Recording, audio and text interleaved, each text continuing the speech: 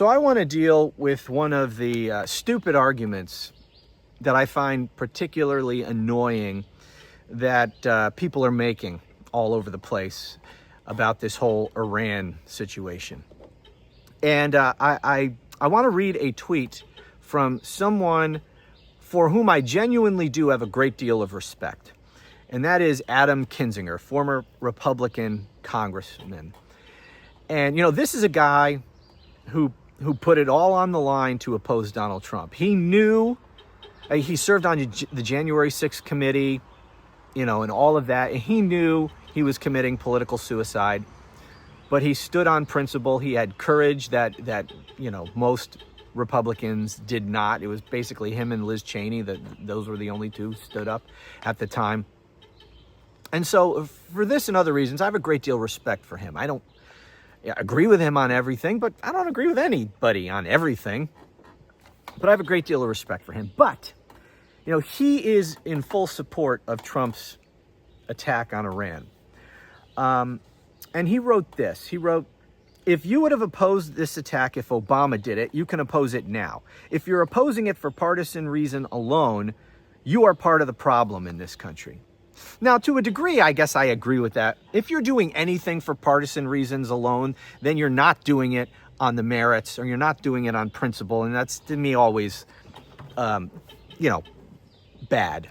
We should be done with this strict tribal partisanship. It's part of the problem in this country. So, I mean, I guess I agree with that part of it. But this tweet kind of falls into the general argument I'm seeing everywhere that people are making against those who oppose what Trump did. And that is this general whataboutism. You know, instead of dealing with the issues we raise about this, they'll say, "Oh yeah, well, what about Biden? He did it. What about Obama? What about Bush? What about Clinton? What about? I hate that argument. It's so pathetic and weak. It is the most intellectually vacuous argument that you can make on any issue, because you're completely avoiding the subject. You're avoiding the issue and just doing, well, what about that? What about that? It's just so stupid. Now, a couple reasons why, just generally speaking, I hate whataboutism. First of all, I mean, it kind of goes against what you're taught as a kid, that two wrongs don't make a right, right? I mean, even if someone else did the exact same thing, you pointing that out as justification for what you are now defending, that's not a persuasive argument. Just because someone else might have done something wrong doesn't mean that it's okay to do that wrong thing now. So I hate that. Now, I'm not equating any actions that other people had done in the past. You need to analyze each thing on its own, and we're talking about lots of different things people throw up. I'm just talking generally speaking about whataboutism. It's just so pathetic. The other thing is that I hate about it is that it doesn't allow for people to change their minds, right? I don't know about you, but I have changed my mind on things. And if you never change your mind about anything, then you're not a thinking person, more than likely. You don't learn from mistakes. You don't learn with additional information. And so this stupid thing that we do, this gotcha politics that we play, if you're never allowed to change your position, because if you change your position, then they use your old position to attack you for your new position. Oh, well, you're a hypocrite. You're not necessarily a hypocrite. You may just be a thinking person who made a different decision based on more information. Or maybe you realized I was wrong. Someone persuaded me, or I just, in observing and being a thinking human being, I realized I was wrong before. That doesn't make you a hypocrite. It makes you a responsible thinking person. Isn't that to be, you know, shouldn't we encourage that in people? I mean, certainly in our politics. And so I hate that. So people are you know, hesitant to ever even publicly give voice to a new position, knowing that they're going to be called a hypocrite and attacked because they changed their position. I just freaking can't stand that. But as specifically to this Iran situation, what I would say to Mr. Kinzinger on why I think he's wrong about this, I will also read, I printed out a viewer's comment to one of my videos. This person wrote, "Mr. Romano, I don't like Donald Trump, but that was a right decision. Iran is the cause of all the problems in the Middle East. Hamas, Hezbollah, Houthis. It is not only about Israel. It's about many other countries. Iran is ruled by terrorist fascist regime." And the person goes on to explain why they think we should have attacked Iran. That's all well and good. You can have that position. You can think that it was the right thing to bomb Iran. And that's not even my big problem with it. I could be persuaded that bombing Iran is the right thing to do. My main objection to it right now is that it's completely illegal and unconstitutional the way that he went about it. He doesn't have authority to do this without congressional authorization. Okay, that's the number one issue.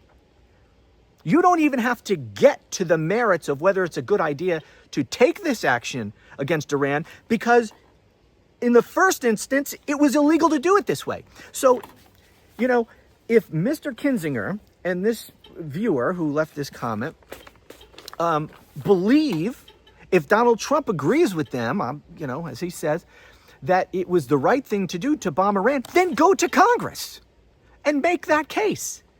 Show them the evidence, show them the intelligence, tell them why it's in our national interest to take this action, then get congressional authorization, and then it's legal, then it's constitutional.